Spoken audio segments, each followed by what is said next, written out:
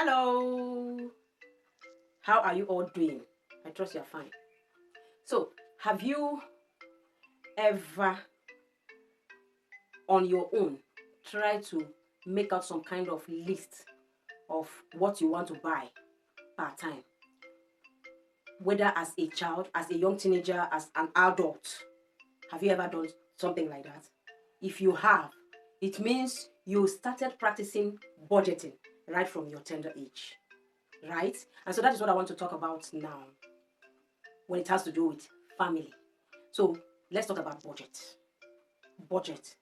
What is budget? Simply put, it is an amount of money or resources earmarked for a certain what purpose in the family. We're talking about the family now. Then it also has to do with a summary, an idea of what the expenses of a family is supposed to be, either per week, per month, or per year. Do you understand? So the family earmarks that out. Then you plan your income based on you plan your budget based on your income, depending on how you want to do it. Either it's going to be per week or per month. So there are people that they have budget for each week. There are people that have budget for each month. And there are people that have budget for what? Each year. Whichever way, you just do what works for you. Because in life, if you do what works for you, it really goes a long way to help you. But if you have to do what is working for another person, you bring it into your own, it will flop. And so that is the reason you hear a lot of times some people will say, no, budgeting doesn't work for me, making lists doesn't work for me. No, it is because you are trying to do it the way the other person is doing. No, do it according to your own pace. And that is why the saying goes, cut your clothes according to your what? Size. Right? All right. So family budgeting is very important, especially in this type of economy we find ourselves, where you earn little and you even spend much more. So one of the things that will save you from, doing so much of expenditure that is like 3 times more than what you are earning is for you to budget. See, in budgeting, one of the things that budgeting does is that it helps you, it curtails you, like it restrains you, it guards you on how to spend, what to spend on, and what not to spend on, when to spend it, and how to spend it. That is one important thing about what? Budgeting. But when you don't have budget, you do it anyhow. And by the time you are paying, it's like you're going to be paying through your what? Through your nose. So try as much as possible, whether you are single, you're a young teenager, you're an adult. See, I have come to understand that whatsoever you learn how to do while you are young, there is every possibility that is going to follow you up until you grow up and even go into what? Marriage. Do you understand?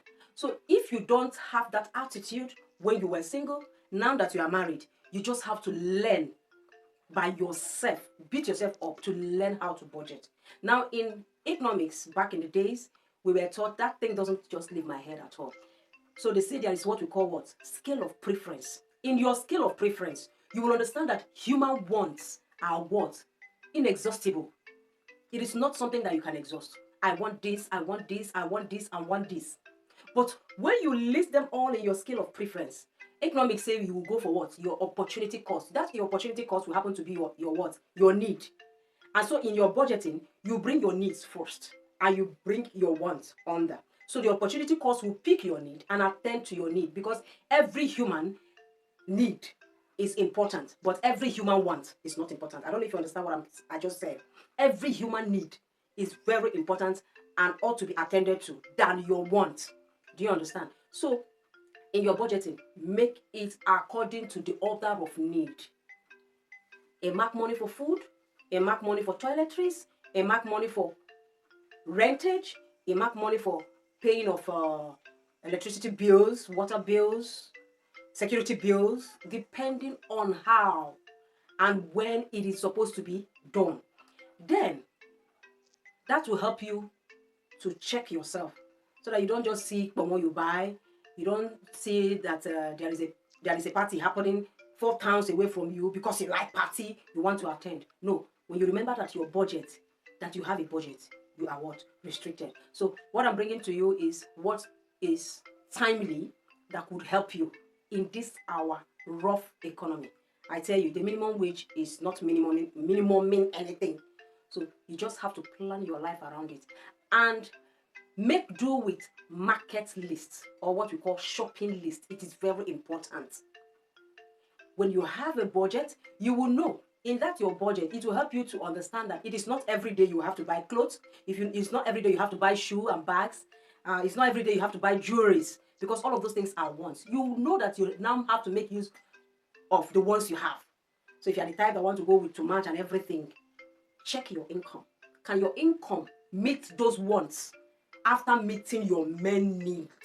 If your income cannot meet your want, they can only meet your need. Please make your budget around your income. But if it can meet both your need and your want, still push your need to be at the opportunity cost. When you are done attending to your needs, then you can go ahead and attend to your wants. That is just my 1 cent advice.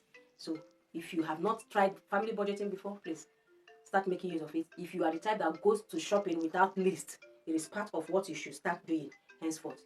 It goes a long way to help you, not to just buy anything anyhow. And by the time you get home, you notice that the things you have bought, they are not the things you really need. They are not even what you want.